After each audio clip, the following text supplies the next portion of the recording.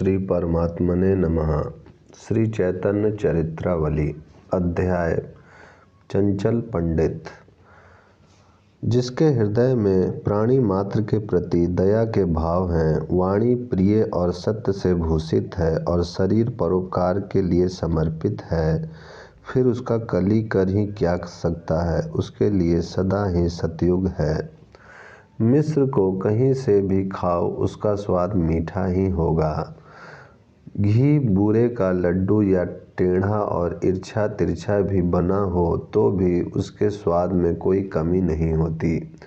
इसी प्रकार प्रेम किसी भी प्रकार किया जाए, कहीं भी किया जाए, किसी के साथ भी किया जाए, उसका परिणाम अनिर्वचनीय सुख ही होगा।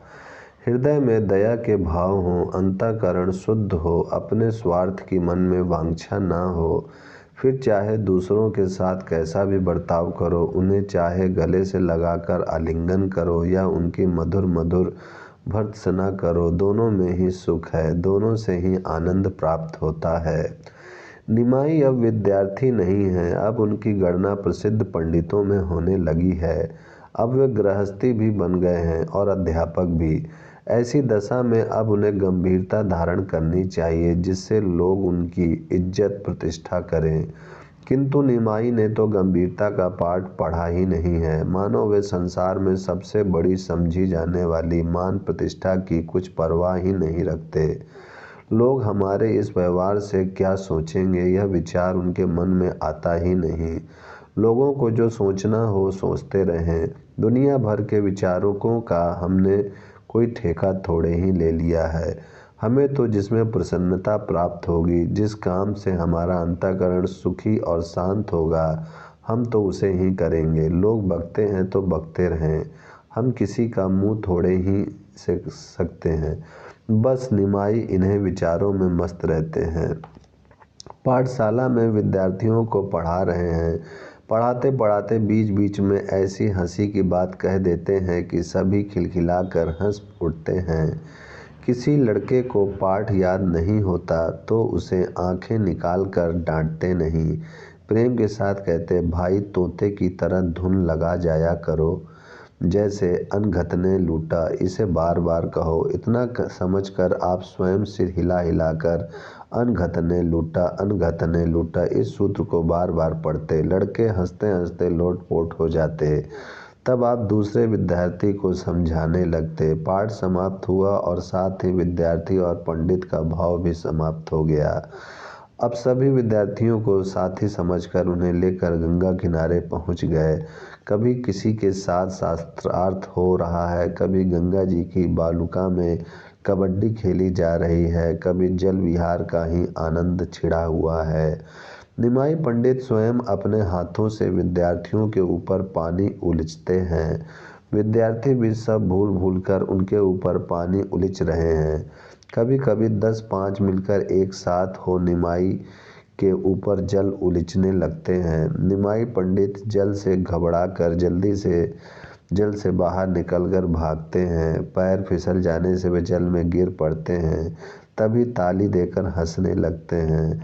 दर्शनार्थी दूर से देखते हैं और खुश होते हैं। बहुत से ईर्ष्यावश आवाज में कसने लगते हैं, वाह रे पंडित, पंडितों के नाम को भी कलंकित करते हो।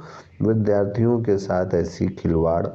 कोई कहता छोटी उम्र में अध्यापक बन जाने का यही कुपरिणाम होता है, किंतु उनकी इन बातों पर कौन ध्यान देता है।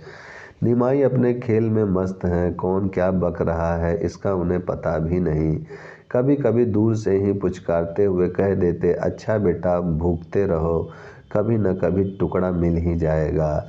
स्नान करके रास्ते में जा रहे हैं, किसी ने किसी को किसी के ऊपर ढकेल दिया है, वह मोरी में गिर पड़ा है, सभी ताली देकर हंस रहे हैं। किसी पंडित को देखते ही बड़ी कठिन संस्कृत बोलने लगते हैं, एक साथ ही उससे 10-20 प्रश्न कर डाले। बेचारा बगल में आसन दबाए चुपचाप भीगी बिल्ली की भांति बिना कुछ कहे ही गंगा की ओर चल जाता है। इनसे बातें करने की हिम्मत ही नहीं होती। बाजार में भी चौकड़ी मारकर भागते हैं। कूद कूद कर चलना तो इनका स्वभाव ही था। रास्ते भी बच्चों की तरह कूद कूद कर चलते थे। किसी वैष्णव को देखते ही उसे घेर लेते और उससे जोर से प्रश्न करते कि किम तावत वैष्णवतम, वैष्णवता किसे कहते हैं। कभी पूछते उधर पुंड्र लगाने से क्या होता है। बेचारे वैष्णव हैरान हो जाते और इनसे जैसे तैसे अपना पीछा छुड़ाकर भागते। वे कहते जाते घोर कलयुग आ गया। पंडित भी वैष्णवों की निंदा करने लगे। कोई कहता अजी इस निमाई को पंडित कहता ही कौन है, यह तो रसिक शिरोमणि है, उदंडता की सजीव मूर्ति है, इसका भी कोई धर्म कर्म है। कोई कहता इतना छिछोरापन ठीक नहीं। उन्हीं दिनों श्री अद्वैताचार्य की पाठशाला में चटगांव निवासी मुकुंद दत्त नामक एक विद्यार्थी पढ़ता था।